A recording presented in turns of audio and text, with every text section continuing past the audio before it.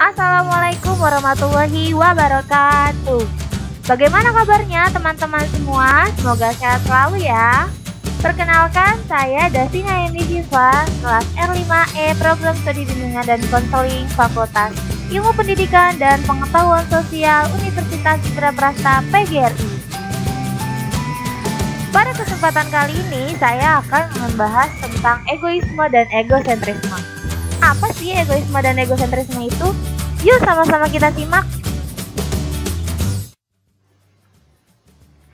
Egoisme berasal dari bahasa Latin ego yang berarti aku.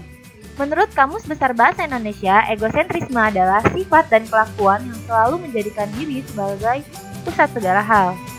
Dalam istilah psikologi, egosentrisme diartikan sebagai diferensiasi yang tidak sempurna antara diri dengan dunia di luar diri, termasuk orang lain. Bangun Harjana pada tahun 1997 menjelaskan bahwa egoisme adalah sikap yang berpusat pada diri, mementingkan diri sendiri dan mencari kepentingan diri tanpa memperhatikan kepentingan orang lain, bahkan cenderung meniadakannya.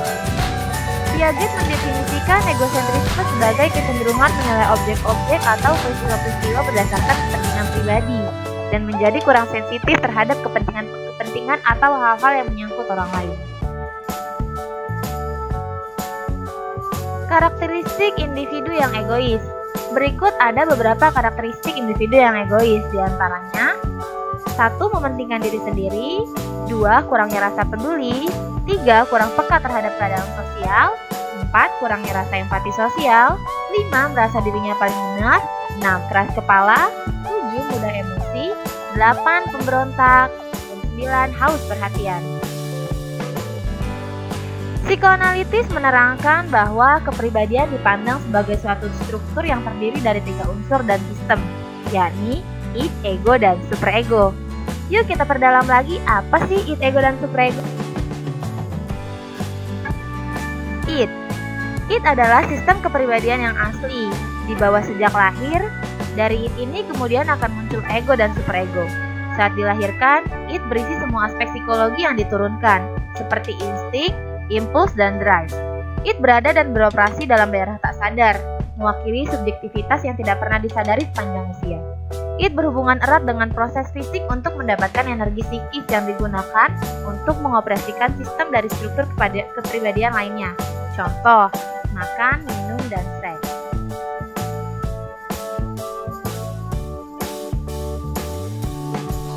Ego.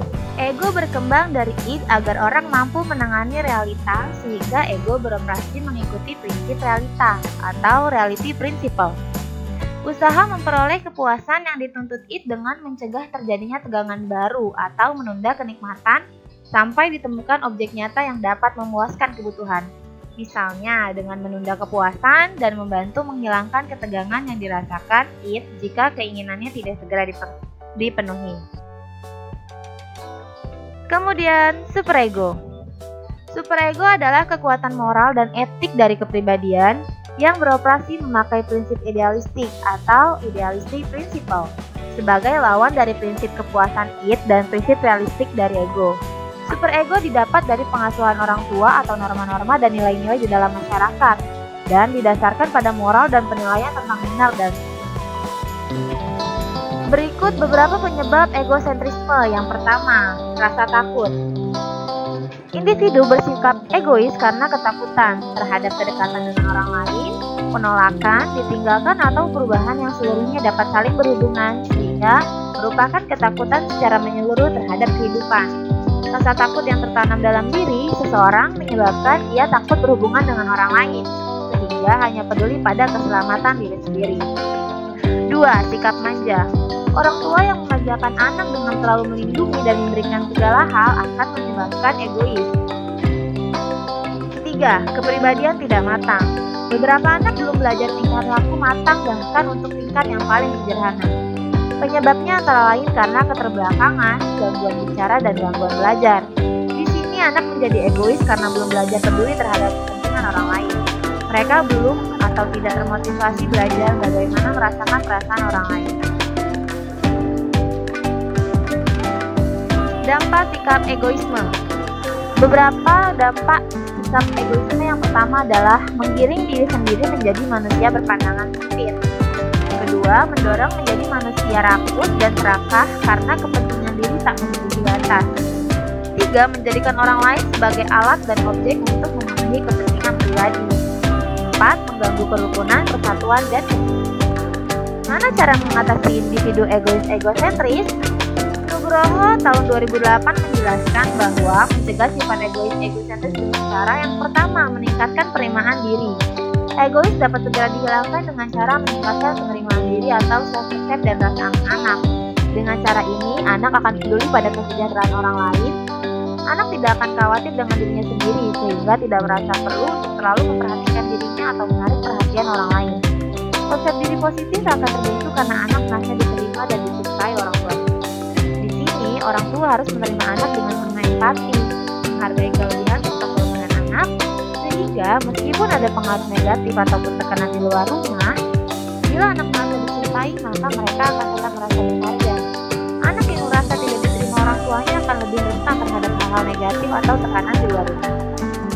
Kemudian yang kedua, memberikan contoh dan mengajarkan kepedulian terhadap orang lain. Orang tua yang egois cenderung akan memiliki anak yang tidak menghargai dan menghormati perasaan orang lain. Model atau contoh memiliki pengaruh yang besar pada anak.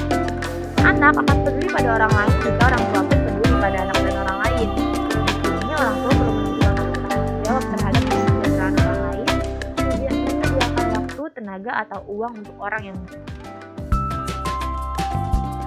Alhamdulillah, selesai sudah pembahasan kali ini terkait egois dan egosentris. Bagaimana teman-teman semua? Semoga setelah melihat penjelasan di video ini, teman-teman dapat mengerti apa itu egosentris, penyebab dan cara penanganannya ya.